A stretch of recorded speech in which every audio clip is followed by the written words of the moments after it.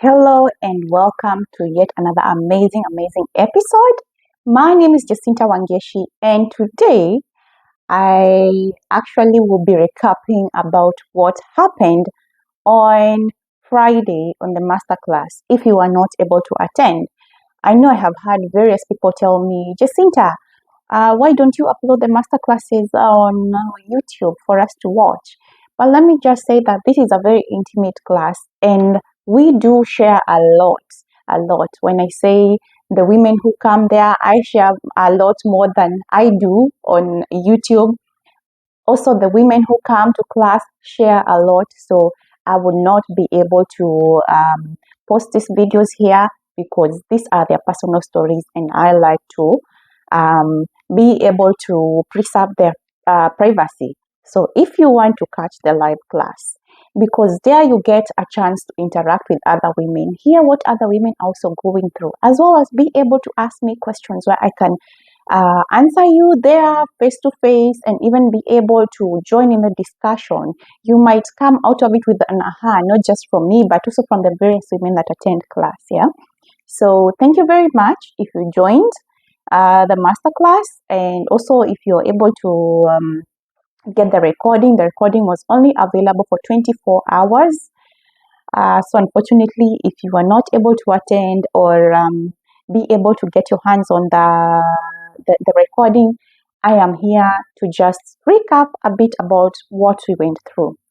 And as much as if you're first for I even forgot to introduce myself. If this is your first time here, my name is Jacinta Wangeshi and I am a toxic relationship coach, a toxic relationship survivor. I am a wife, I am a mom, I am so many other things. But today I am here to just recap on the masterclass on why you are attracting narcissists.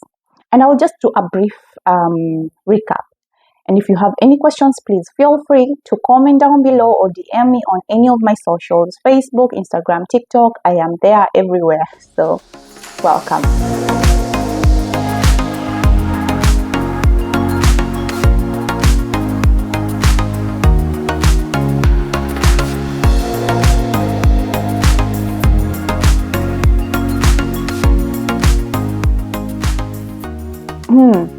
With that said, I talked a bit about who narcissists are.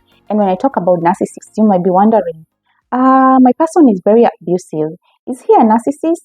My person is very toxic. But I do not know whether he's a narcissist or not. Let me just say that narcissism, I talked about it being an umbrella of all toxicity. It's important to note that not all toxic people are narcissists. Not all abusive people are narcissists. But narcissism, clearly, it is, first of all, it has to be clinically or diagnosed. It is a condition. So unfortunately, not so many of us are in a position to say that the person we are with is a narcissist because they have not been diagnosed. But with that said, there are telltale signs that can make you tell whether the person you're living with is a narcissist or not. But it's important to note that narcissists are always toxic. Narcissists are always abusive, but not all abusive people, not all toxic people are narcissists. I hope that is clear. Yeah. And then I talked about some things about them. I talked about them being very manipulative, how they twist things. Let me just say that there is a difference between a liar and a gaslighter. What does that mean? A person will lie to you, and when you catch them, here is the difference. When a person is lying to you and you catch them, or you tell them, hey, I caught you lying because I saw you here, and here's a picture that I took. You show them proof. A liar will be like, oh, okay, I didn't know, or I'm sorry that I did that. I just didn't want to hurt you by telling you this and this, that I was here and all this. But a narcissist will actually turn that, twist that to be all about you. They'll be like, oh, so now you're following me. Oh, so now you're that insecure. Oh, so now you do not trust me. It is now not going to be about what they did wrong, but it's now going to be about you being insecure, you being stalking them, or just some other crazy thing that they will tell you. So being manipulative is one of the things about a narcissist. Another thing is that they are very charming. These men are just charming. Let me tell you, they're very charismatic. They will talk to you, promise you heaven and hell. Okay, let's say mostly heaven, because the hell comes after. They will promise you all this good stuff, and you'll be there thinking, oh my gosh, I have found the one for me. And you fall in with your head, with your shoulders, with your heart, with your body, with your everything. But then,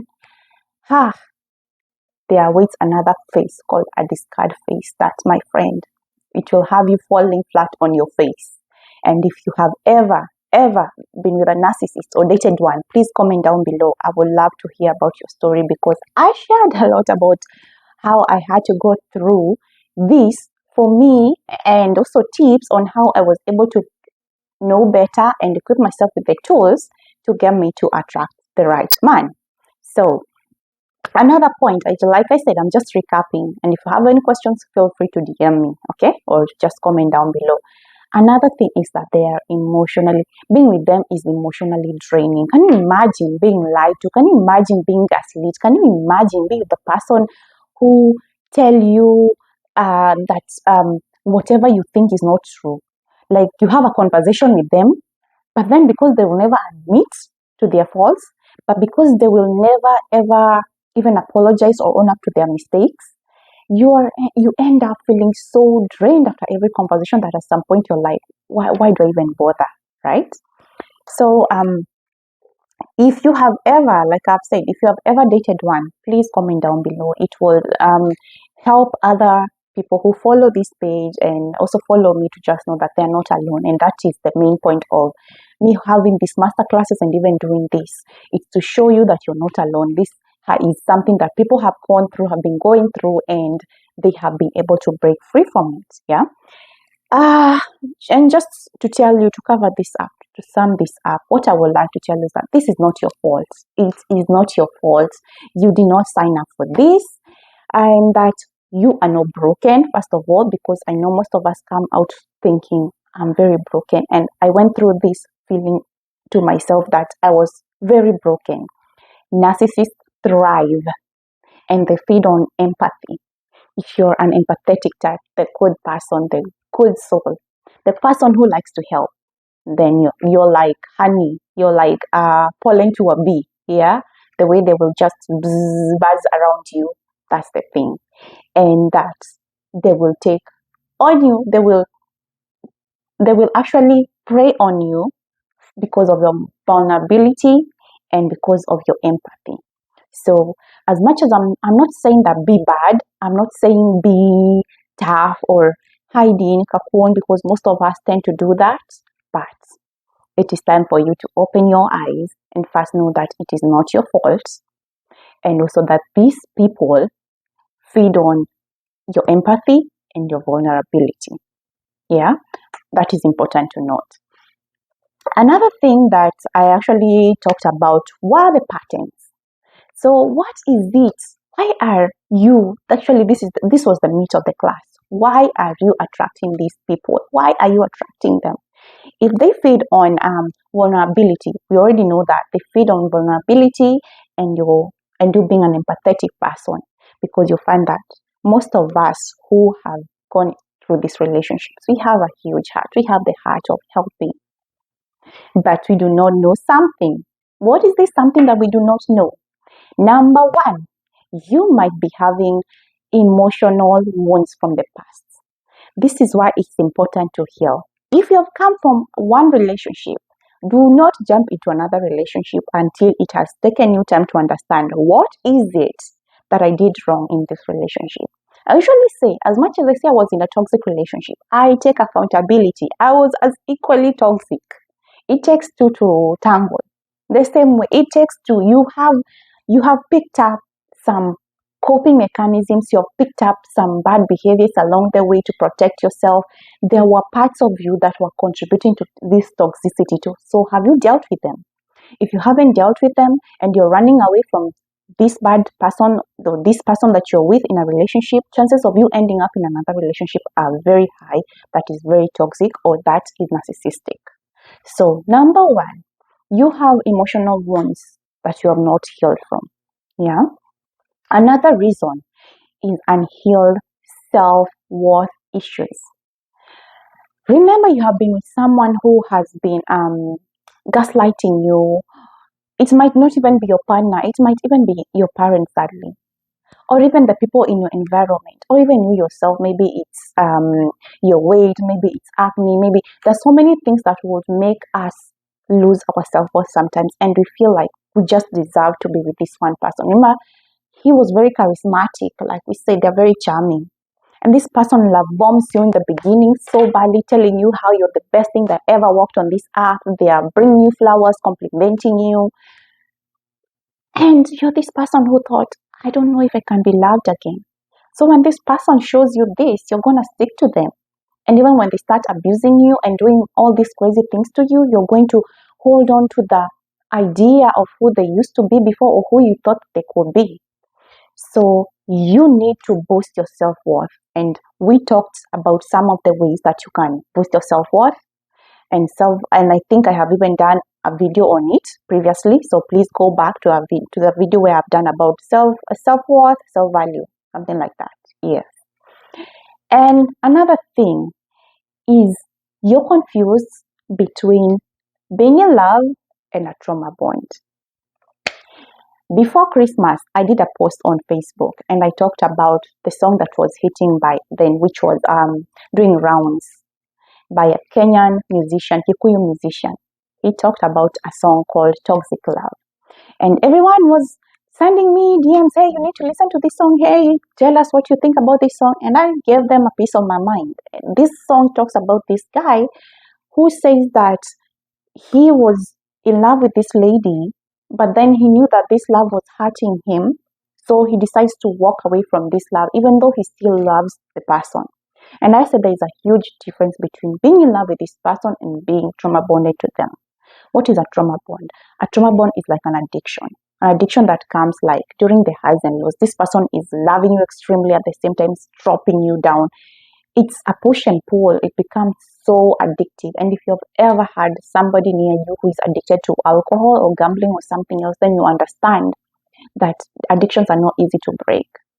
The same way, even with this love, it can be addictive, my friend. You might not love this person, but you're actually addicted to them. So, what is love? I said this, and even this was what I said back then about the song. If you love yourself, my friend, you're going to put yourself first. You will not let somebody walk all over you. You will not let somebody put you through hell in the name of they love you. No, that will not happen. If you love yourself, you're going to put yourself first. Yeah? But if you're trauma bonded, then it's going to be about this person. It's going to be about the idea of what this person could be. Remember the way they love bombed you. You want to just go back there. So you live in this fantasy. And that is not the reality. One, love is the reality. The reality is that I will always be here for me. Men will come, men can go. Kids will be in my life. They will go, they will leave. So I'm choosing myself first. But a trauma bond is this person. It's all about living in the fantasy. It's all about he loved me. He can still love me. But is that the truth? Is that your reality? Ask yourself that. And finally, it is more connected to what I've said previously. It's the cycle of hope and frustration. It's the highs and lows. That high and low. One day he's loving you, he's feeding you, he's bringing you flowers, just being overly the moon with you. And that is like a cycle. And then the next time it's a full-blown abuse. And then there is the apology. And then there's the tension. It's a cycle, usually a cycle. That's why it's so hard to break. It doesn't start here and end here. If you know a circle, it's circular. It doesn't have a beginning and doesn't have an end. So it keeps going on and going on and going on until when you or him, mostly he might discard you, or if you love yourself enough or you've had this information, you might be like, oh, wait a minute. I need to disrupt this cycle. One of you needs to break it. Yeah. And by the time he decides to break it, my friend, he has broken you. So end the cycle before it breaks you. So I talked about a bunch of other things like what happens when you leave. We have heard of all the crazy stories, but what if I told you there's another side of it? And what side is this?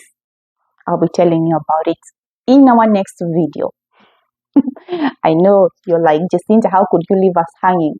But there was so much that was said in that class that I really wish that you would have been able to join. And I hope that this encourages you to join in the very next class. For the next session or episode, I will talk to you about what happens when you leave a narcissist. What happens when you leave a toxic relationship? Is it all doom and gloom, like they say, or is there a silver lining? I'll be talking to you about it in the next episode. So have yourself a lovely, lovely January from wherever you're from. If you're freezing like we are, stay warm and keep loving yourself. I wish you love and light. All the best. Bye bye. And don't forget to subscribe. Bye.